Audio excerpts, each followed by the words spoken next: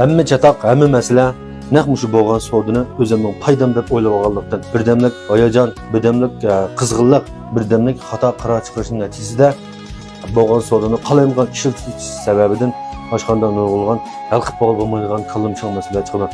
Oshxonada bo'lgan savdini tartibli holda taqsim qilmagan vaqtimizda qanday ishlar yuz berdi deganda oshxonada bo'layotgan savdini biz material chiqimi, adam shaqqa, do'kon ijarasi, furash haqqi, suv, tok, gaz bundan boshqa munosabat bo'lgan chiqimlarni vaqtida berib bo'lmagan vaqtimizda materialning yaxshisini olmay qolamiz birinchidan. Ikkinchidan ustamonning paxtib qo'ymiz, ishlayotgan odamning qizg'inligi to'g'rilib turadi. Bizdan ma'ri so'rab turadi, kuch berib ishlamaydi. Material biz nasiya qo'yib qo'ygan vaqtimizda materialning nacharlari do'kon kelib qolgan ahvol bo'lib qoldi.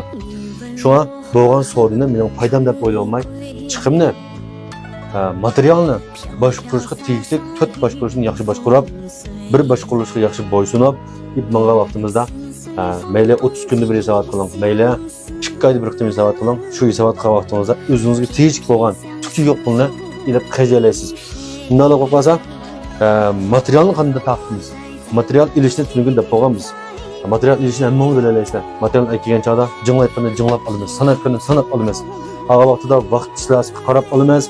Jinglayotgan materialning suftiga, vaqtiga, yangi ko'nligiga tafsili tekshirgandan keyin ambag'i biz ruku qilamiz.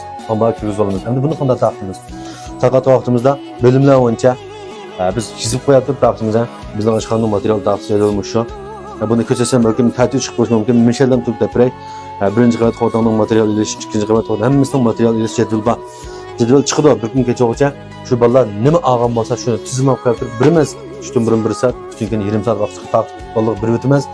Hammasi o'zining xizmat doirasida shu materialni tizib turib, shu belgilangan yerga o'rin qo'yib turib tomoqni chiqaramiz, kechagacha baza qilamiz. Kech tarafda buni hisobini qanday olamiz deganda, kech tarafda bizning sistema orqali har qaysi bo'limlarningki ayrim tomoq setish ahvolini mishan bilib to'g'ri oldim.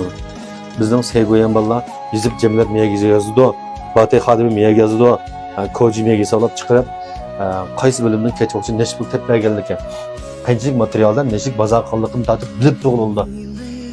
Shu an meni gapim yoqganlar, ajrim uchun yurak bisib tinglimga yaxshi gaplarni yozib qo'ysanglar, tixmi yaxshi bo'lganmiz bularni sizlarga sunaman.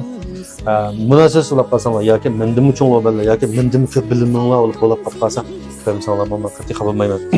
Mana mashg'ulotda kunlik hisobotni kunlik bilib to'g'ri bo'ladi. Lo'ballar, oshpaz ustamlar.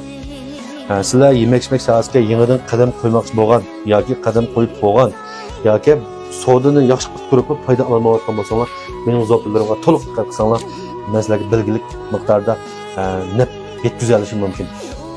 Demasam ba'zi oshxonalarda savdo imkoni yaxshi. Kunda 15 ming 20 ming savdo qila oladi. Uning tubida savdo qiladi, lekin bu oshxonaning foydasini hisoblab chiqarib olmaydi. Uning dopisi, buning dopisi, uning kegiz qo'yish. Masalan 5 kun savdo qilib seychiga uradi, 10 kun savdo qilib go'shtga uradi. Yani 2 kun savdo qilib aning uradi, maning uradi. Lozim bo'lsa 3 kunlik savdo xajib oladi deganda shunda ish yuz berganlikdan bu do'konningki butun ishlari qalaymagan bo'ladi. Go'shtga to'lagan chig'da 3 kun savdo jug'lab go'sht qo'yamsa 30-40 mingga jug'lish qolgan. Uni keyin 3 kun savdo qilib seychik bermasa, o tıqa seyching pulsi jug'lish qolgan. Shu sabablar tufayli munosabatni yaxshi ilib bo'lmaysizlar. Seyching pulsini nasiqa qo'ysanglar, seni siz qilib berdi. Go'shtning pulsini nasiqa qo'ysanglar, go'shtning maylarini, qo'yning qiylarini, inak go'shtini ekib qo'yinglar. Shuning bilan oshxonaningki ushoq boshqarish ishlarini ip bo'lmaysizlar. Shunga material kirgizish, material chiqarish va kunlik savdoni beyleysini cho'qim bilib ma'lumotlar kerak.